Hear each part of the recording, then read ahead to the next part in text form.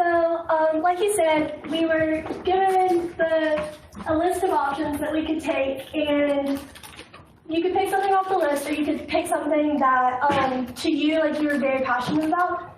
And so for my presentation, I went with the track of something I'm super passionate about. So to start my presentation, I will start with sharing just a little bit of my story. So this past summer, we'll go about a year back.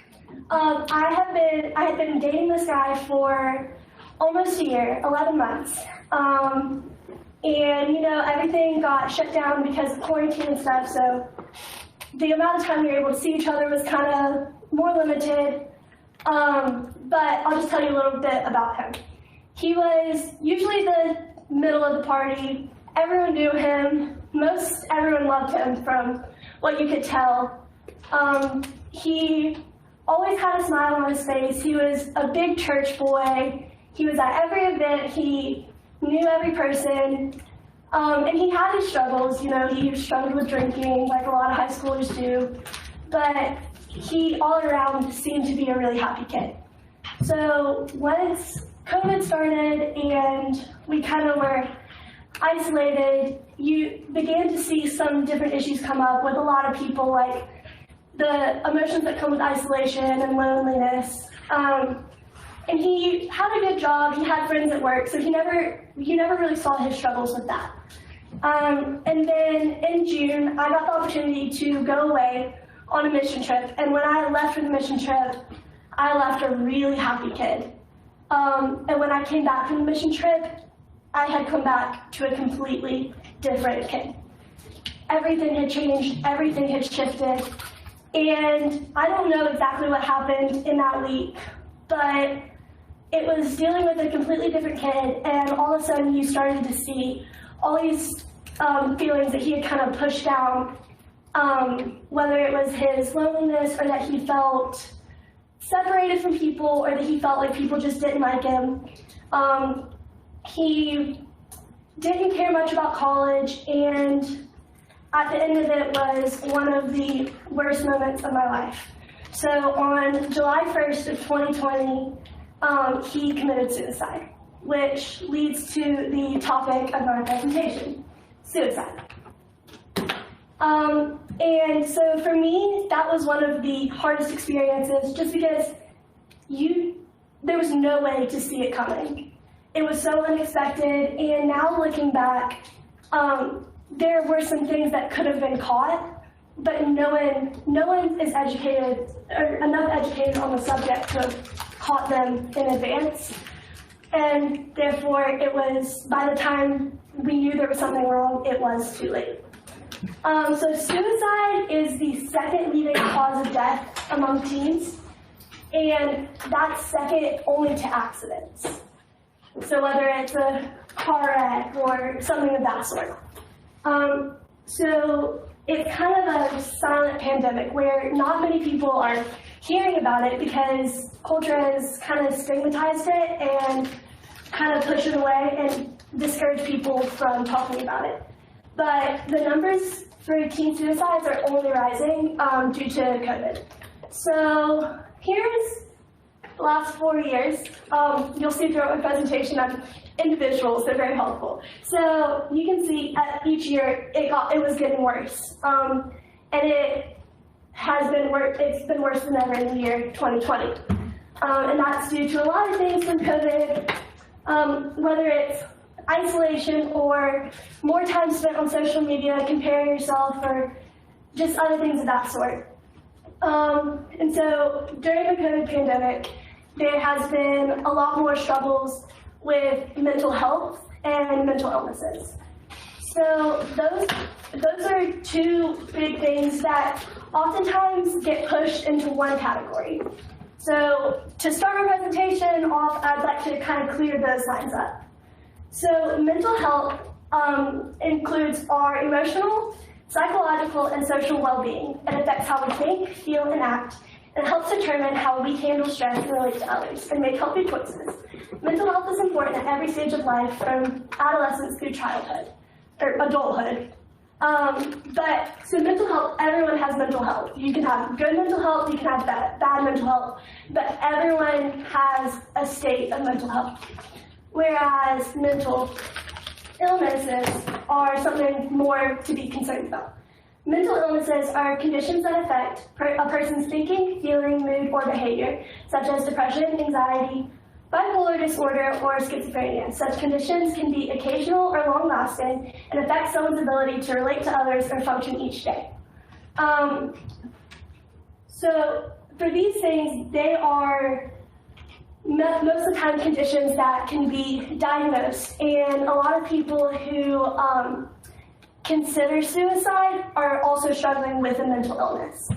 But one thing I'd like to point out about mental illnesses is that as Christians, it's important to know that mental illnesses such as depression or anxiety, they're not just emotional or psychological, but they're also physiological.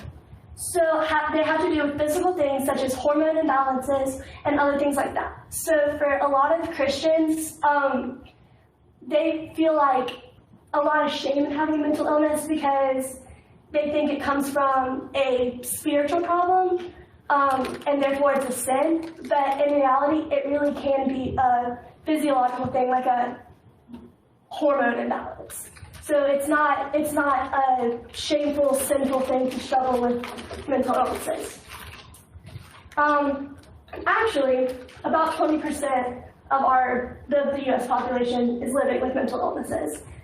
And I think that with 20% of people living with a mental illness, it's something that we really do need to worry about. And the fact that mental illnesses are one of the highest risk factors for suicide, it makes it even more important. So there's two things. There's risk factors and warning signs. Risk factors are things that are not necessarily a problem, but it's a weakness that could lead to a problem. So, like I said, I like visuals. So my visual for that is it's like a bald tire, where it's way more susceptible to becoming a flat tire, but in the moment, it's not a flat tire. And then a warning sign is something that is a potential sign that a warning sign that there is something that is immediately wrong, like the tire is leaking air, like you're going to have a flat tire. So risk factors can be individual, relational, communal, or societal. So individually, a risk factor could be a mental illness such as depression, or isolation. So those are some of the things that came with COVID. Relational things could be whether it had to do with like your family or your school life, just like your relationships with people around you. Community, those are barriers like you grew up in a poor community, or you didn't have access to healthcare, or religious beliefs, and those are things that the people around you influence your risk for things. And then society is just like stigma. So I think that's one of the biggest problems is the stigma that people associate with suicide because, or just mental illnesses, because people feel the need to kind of push that down and not talk about it because to a lot of people, it seems to bring a lot of shame. So our next thing is warning signs. So this was the tire leaking air, like immediate problems that need help. So there's all kinds of warning signs, really long list. But in my opinion, the key to preventing suicide is knowing these warning signs, or at least some of them, before it's too late. And the warning signs can be all over the place, whether it's sudden changes of mood or behavior, or feelings of hopelessness, or lack of care for declining grades. And one thing that was really big for me was he showed no interest in his future. Like, college was never a conversation for him, and as a 17-year-old boy going into his senior year of high school, it's about the time you're really going to start thinking about college. And he never really talked about future or college or anything like that. And some of them are kind of surprising. So I think this one down here. So in my opinion, that's one of the most interesting signs is someone who you have openly seen struggle with depression or anxiety, and all of a sudden they completely seem better, they seem happier, they seem calmer, and to everyone around them, it seems like they have kind of come around, they've recovered, they're doing better.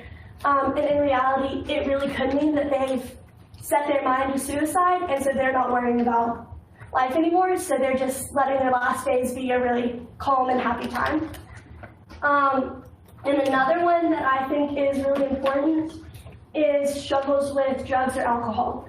So just as someone who could find the proper help could go to therapy, or they could see a psychiatrist who would prescribe them like antidepressants, someone who feels the shame of mental illnesses may not be able to get those things because they're scared to go out and ask for it. And their solution is drugs or alcohol to kind of like suppress those feelings and numb them to it, and to them that's how they're taking care of themselves. That's how they're feeling better.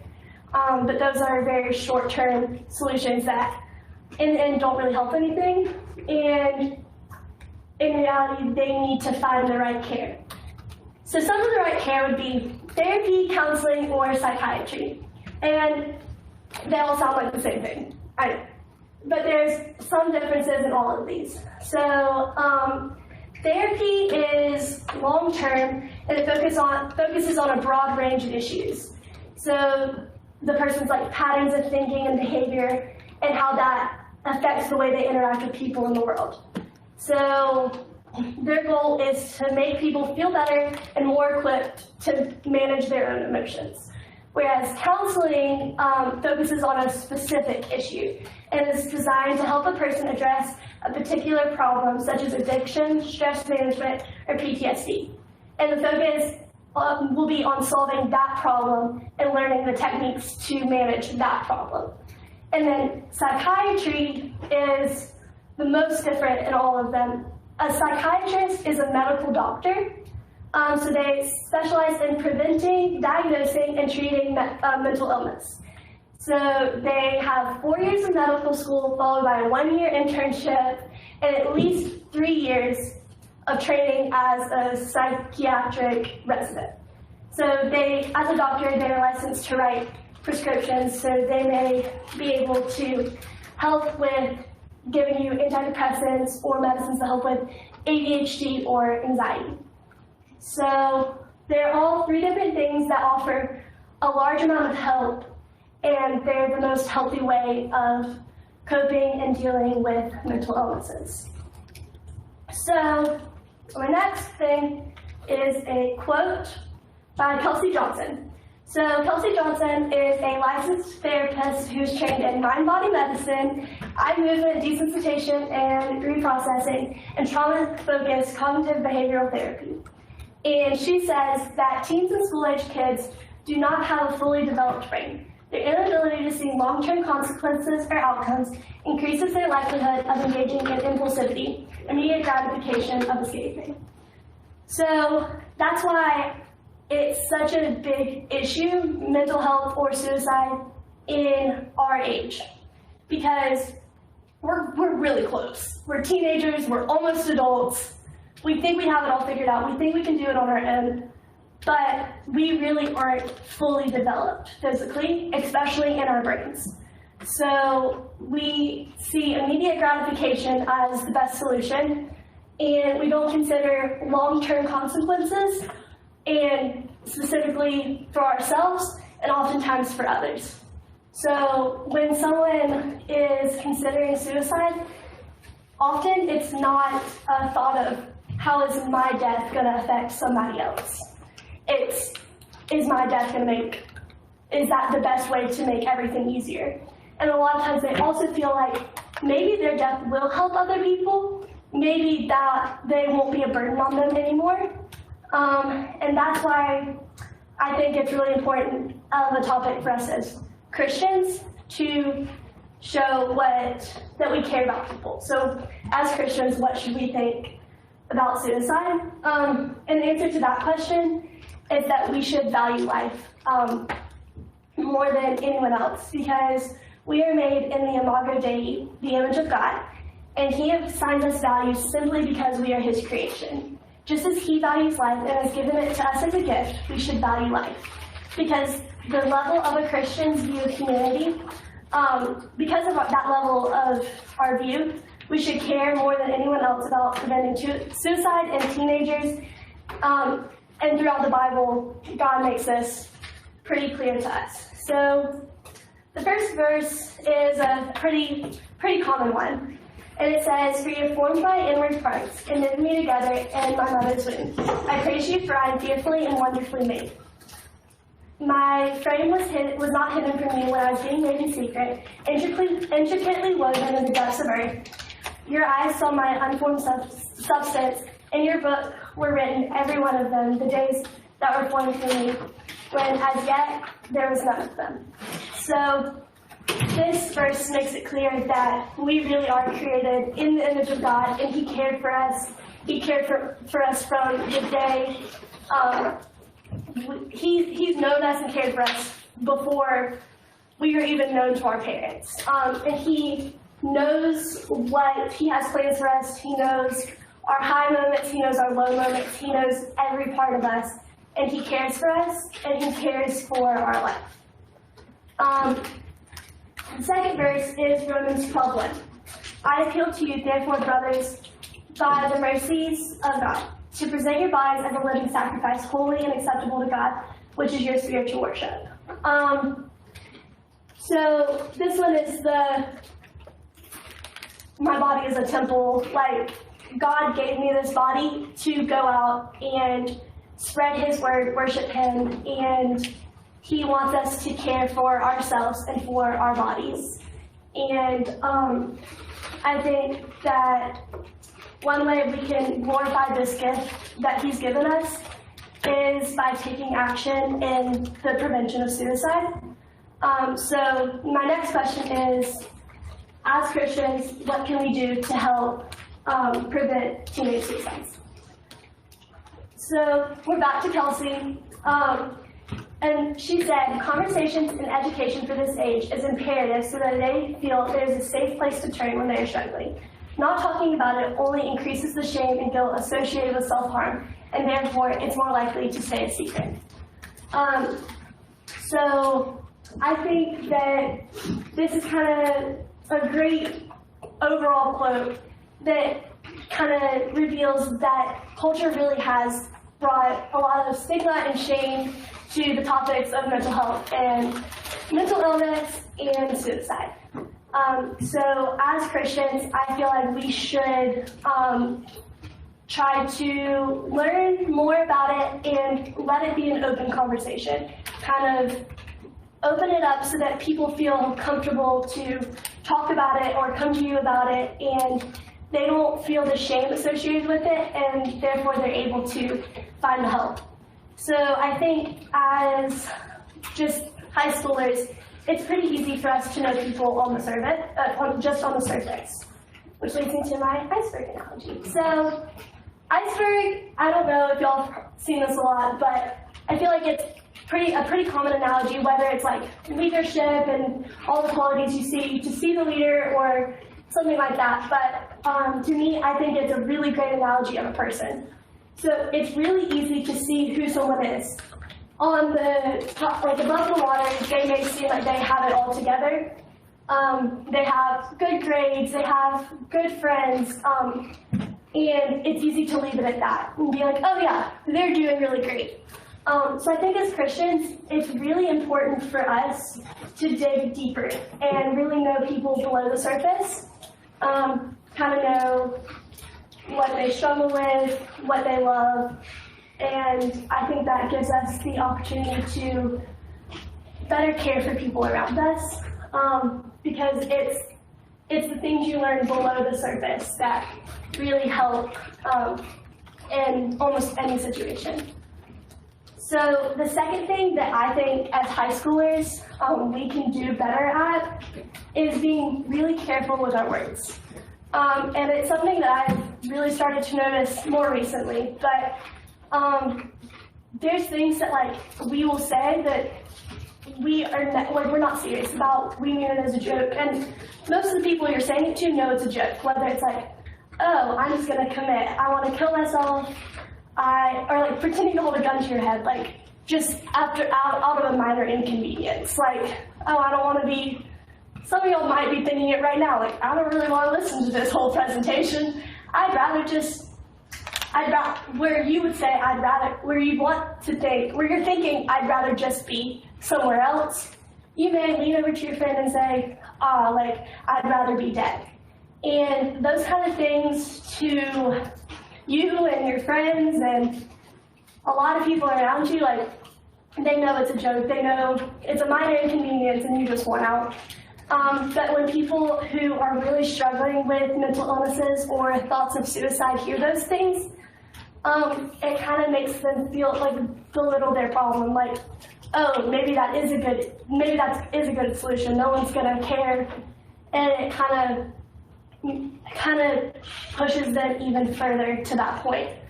And it's such like a little change that I think it's a little change that makes a big difference. That I think as high schoolers we can really work on. So the next thing I want to get into are awareness initiatives. So these are just different organizations or people who are helping spread awareness of suicide. So my first one is the Depression Project. And I don't know about the boys, but I know a lot of the girls on Instagram, you know, if you're like scrolling Instagram and then it gets to the like recommended stuff, and a lot of times when you start scrolling down, it's just like self-love, kind of like confidence things. One of the main ones is the Depression Project, and they are helping to help others understand and gain support about overcoming depression, anxiety, and other mental illnesses.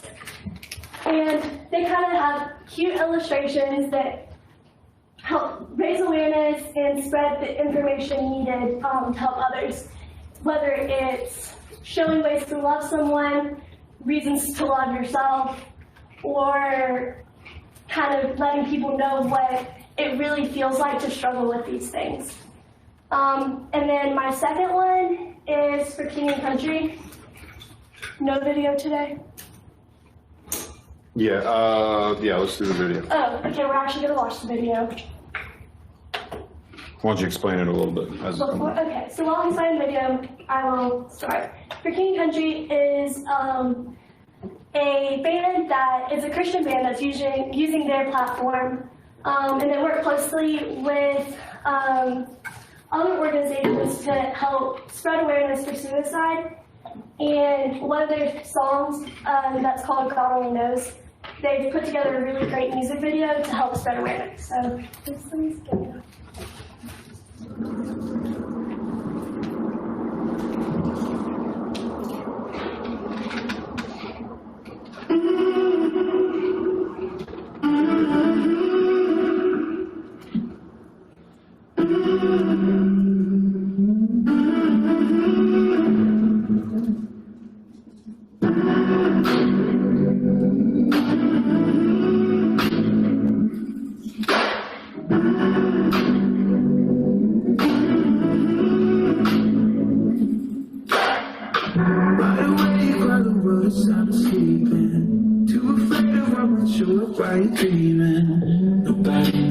Nobody sees you. Nobody will believe it. Every day trying to pick up all the pieces, all the memories that somehow never leave you. Nobody sees you. Nobody will believe it. God only knows what you've been through. God only knows what they say about you. God only knows how it's killing you. But there's a kind of love that God only knows. God only knows what you've been through. God only knows what to say about you. God only knows the real you. There's a kind of love that God only knows.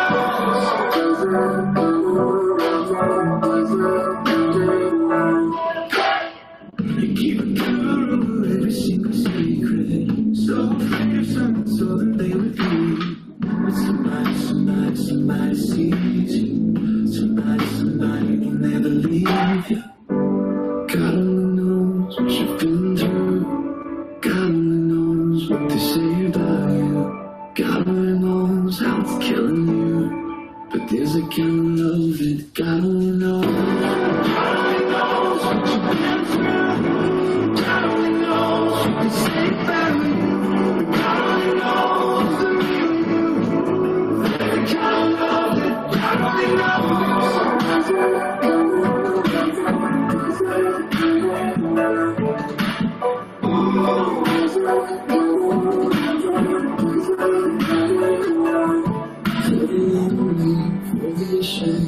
Misunderstood and wants to blame. What if we could start over? We could start over. We could start over. Oh, what a lonely, fully ashamed. I'm misunderstood and wants to blame. What if we could start over? We could start over. We could start over.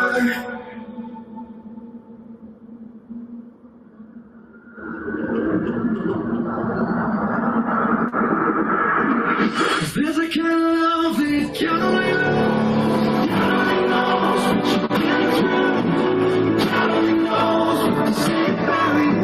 God only knows the real you. There's a kind of love that God only knows. God only knows what you've been through. God only knows what to say about you. God only knows the real you. There's a kind of love that God only knows.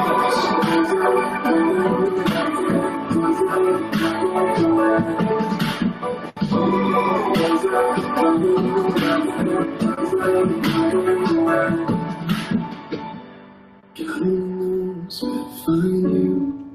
God only knows how to break through. God only knows the real you. There's a kind of love that God only knows. So that was God Only Knows by For King and Country. And in that video, you watched a girl who walked through her day. And early in the video, she had written her suicide note. But she went on with her day-to-day activities. And no one around her knew anything was wrong.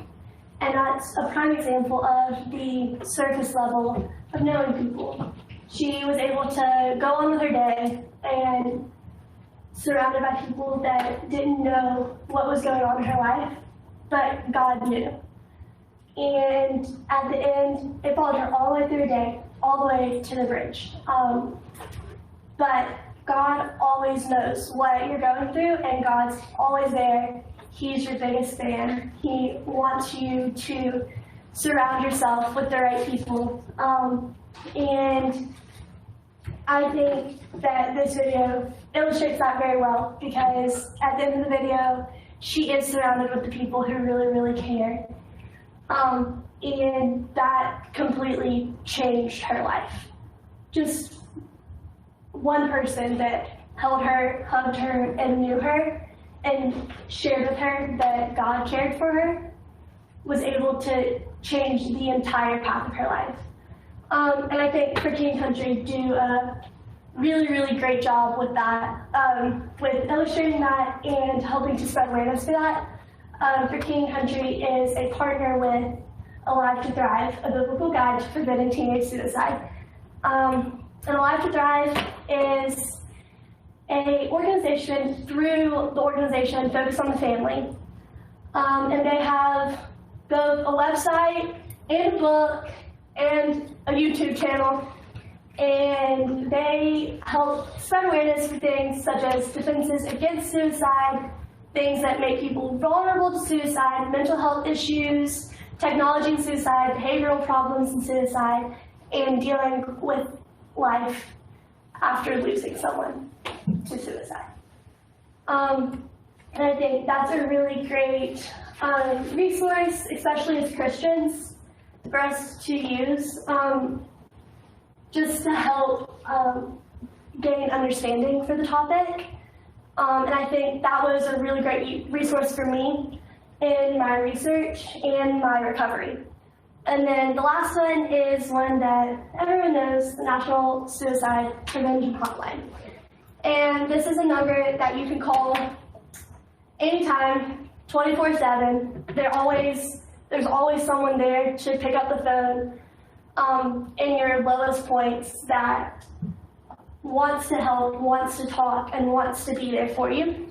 And then that is all for my presentation. I want to say thank you for your patience and listening and letting me just share my story, share my passion, and I hope that I have made some impact on your thinking.